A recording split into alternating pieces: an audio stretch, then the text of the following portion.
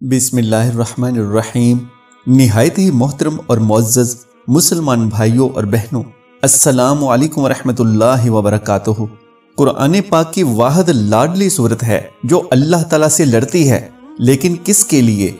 यकीनन इस सूरह मुबारका को पढ़ने वाले के लिए। और इस सूरह मुबारका के हैरत अंगेज फायदे जानकर आप दंग रह जाएंगे और इसको अपनी जिंदगी का हिस्सा बना लेंगे। वो कौन सी मुबारक सूरत है और उसके हैरत अंगेज फायदे जानने के लिए इस वीडियो को मुकम्मल देखें। जज़ाकल्लाह। हजरत अबू हुरैरा रज़ी अल्लाह अन्हु से रिवायत है कि रसूल अल्लाह सल्लल्लाहु अलैहि वसल्लम ने फरमाया, कुरान मजीद में 30 आयात की एक सूरत है जो अपने पढ़ने वालों के लिए उस वक्त तक अल्लाह ताला से झगड़ा करती रहेगी जब तक उस शख्स को बख्श ना दिया जाए। वो सूरत सूरह मुल्क है। हजरत उमर बिन मरवा रहमतुल्लाह अलैह कहते हैं कि मैंने अपने बाप को ये कहते हुए सुना कि एक आदमी को कब्र में दफन किया गया तो उसकी जानिब 30 आयात वाली एक सूरत मुबारका भी आकर खड़ी हो गई जो उसके हक में लड़ने लगी। जब हमने वापस आकर कुरान मजीद की 30 आयात वाली सूरत तलाश की तो वो सूरह मुल्क थी। हजरत इब्ने अब्बास रजी अल्लाह अन्हु फरमाते हैं कि नबी अकरम सल्लल्लाहु अलैहि वसल्लम के बाद सहाबा में से किसी एक ने दुराने सफर लाइलमी में एक कब्र के ऊपर अपना खैमा नस्ब कर दिया। आप सल्लल्लाहु अलैहि वसल्लम के सहाबी को ये इल्म ना हो सका कि इस जगह किसी की कब्र है। अचानक उस कब्र में से किसी इंसान की सूरह मुल्क पढ़ने की आवाज आने लगी, यहाँ तक कि सूरत खत्म हो गई। वापसी पर उस सहाबी ने इस तमाम वाकया का नबी अकरम सल्लल्लाहु अलैहि वसल्लम से जिक्र करते हुए अर्ज किया कि मैंने ला इल्मी की बिना पर अपना खैमा एक कब्र पर नस्ब कर दिया। अचानक मुझे किसी इंसान की सूरह मुल्क की तिलावत करने की आवाज आने लगी, यहाँ तक कि उसने सूरह मुल्क पूरी पढ़ डाली। तो नबी अकरम सल्लल्लाहु अलैहि वसल्लम ने फरमाया, ये सूरत अजाब रोकने वाली और कब्र के अजाब से निजात दिलाने वाली है। सूरह मुल्क की आयत नंबर 13 और 14 के बारे में हजरत इब्ने अब्बास रजी अल्लाह अन्हु से रिवायत है कि ये उस वक्त नाजिल हुई जब मक्का में मुसलमानों पर अरसा हयात तंग कर दिया गया था और रसूल अल्लाह सल्लल्लाहु अलैहि वसल्लम छुपकर इबादत करते थे। जब अपने असहाब के साथ नमाज पढ़ते तो ऊंची आवाज से कुरान की तिलावत फरमाते। जब मुशरिक सुनते तो कुरान और नबी अकरम सल्लल्लाहु अलैहि वसल्लम को बुरा भला कहते। अल्लाह ताला ने नबी अकरम सल्लल्लाहु अलैहि वसल्लम को हुक्म दिया, वला तजहर बिस्सलातिक, कि ज्यादा ऊंची आवाज से कुरान न पढ़ें कि सुनकर मुशरिक आपको और कुरान मजीद को गालियां दे। वला तखाफत बिहा, और ना ही नीची आवाज से पढ़ें कि आपके अपने साथी भी कुरान की आवाज न सुन सकें, बल्कि वब्तागू बैना ज़ालिका सबीला, दरमियानी आवाज से कुरान पढ़ा करें, क्योंकि अल्लाह ताला तुम्हारी ज़ाहरी व बातनी बातों को जानने वाला है। वो तो सीनों के भेद जानने वाला है। वही ना जाने जिसने तुम्हें पैदा किया और वो बारीक बीन और हर चीज से बाखबर है। हजरत इब्ने अब्बास रजी अल्लाह अन्हु ने एक आदमी से कहा, मैं तुझे एक ऐसी हदीस ना हदिया करूं जिससे तू खुश हो जाए। उस आदमी ने कहा, क्यों नहीं, जरूर। हजरत अब्दुल्ला बिन अब्बास रजी अल्लाह अन्हु ने फरमाया, सूरह मुल्क खुद भी पढ़ें और अपने अहलो अयाल और घर के तमाम बच्चों हत्ता के अपने पड़ोसियों को भी पढ़ना सिखाओ, इसलिए कि वो क़यामत के रोज अजाब से निजात दिलाने और झगड़ा करने वाली है। क़यामत के रोज पढ़ने वालों की बख्शिश के लिए अपने रब से झगड़ा करेगी और उसके लिए जहन्नम की आग से निजात तलब करेगी। नीज सूरह मुल्क पढ़ने वालों को अजाबे कब्र से भी बचाएगी। इसलिए आप भी कोशिश करके रोजाना सूरह मुल्क सोने से पहले जरूर पढ़ा करें, क्योंकि सोने से पहले अगर सूरह मुल्क पढ़ ली जाए तो खुदा न खास्ता उसी रात उस शख्स की मौत वाक़ई हो जाए तो ये सूरह मुल्क उस शख्स की बख्शिश के लिए अल्लाह ताला से सवाल करती है और इसके पढ़ने की बरकत से उस शख्स की मगफिरत होगी इंशाअल्लाह अज़्ज़ा वजल। दोस्तों, अगर आज की ये मालूमाती वीडियो आपको पसंद आ जाए तो बराए करम इस वीडियो को लाइक और शेयर कर दीजिए और मेरे इस्लामी और इस्लाही चैनल को सब्सक्राइब कर लीजिए। जज़ाकल्लाहु खैरन कसीरा। अल्लाह हम सबका हामी और नासिर हो। बिस्मिल्लाहिर्रहमानिर्रहीम। तबारकल्लज़ी बियदिहिल मुल्क व हुवा अला कुल्लि शैइन क़दीर।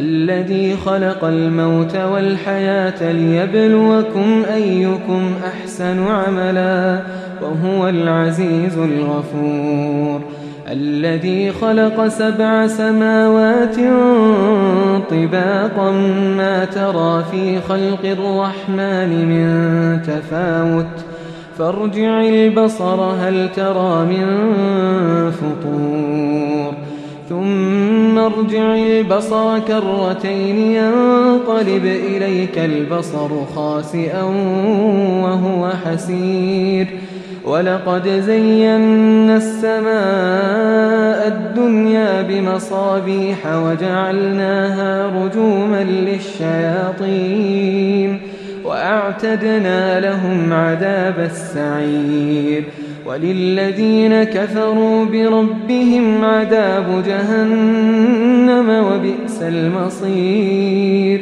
إذا ألقوا فيها سمعوا لها شهيقا وهي تفور تكاد تميز من الغيظ كلما ألقي فيها فوج سألهم خزنتها ألم يأتكم نذير قالوا بلى قد جاءنا نذير فكذبنا وقلنا ما نزل الله من شيء إن أنتم إلا في ضلال كبير وقالوا لو كنا نسمع أو نعقل ما كنا في أصحاب السعير فاعترفوا بذنبهم فسحقا لأصحاب السعير إن الذين يخشون ربهم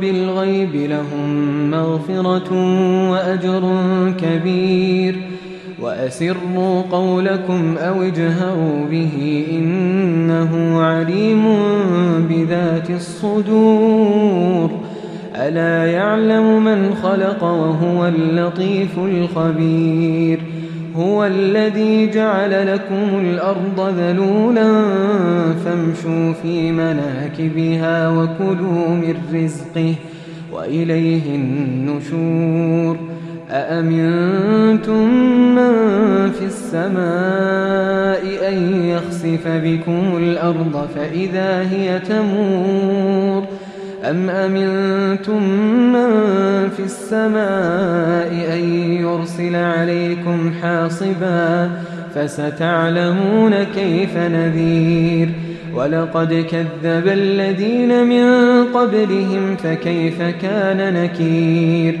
أولم يروا إلى الطير فوقهم صافات ويقبضن ما يمسكهن إلا الرحمن إنه بكل شيء بصير أمن هذا الذي هو جند لكم ينصركم من دون الرحمن إن الكافرون إلا في غرور أمن هذا الذي يرزقكم إن أمسك رزقه بل لجوا في عتو ونفور أفمن يمشي مكبا على وجهه أهدى أمن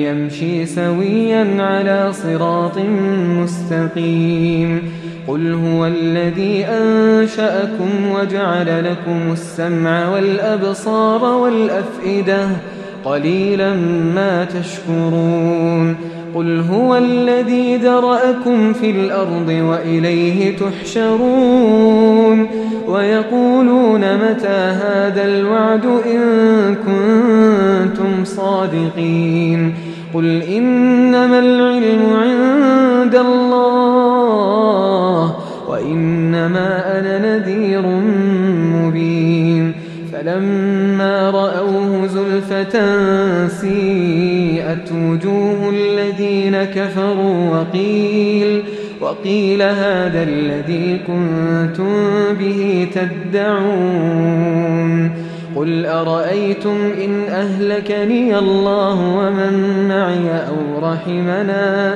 فمن يجير الكافرين من عذاب أليم قل هو الرحمن آمنا به وعليه توكلنا فستعلمون من هو في ضلال مبين قل أرأيتم إن أصبح ماؤكم غورا فمن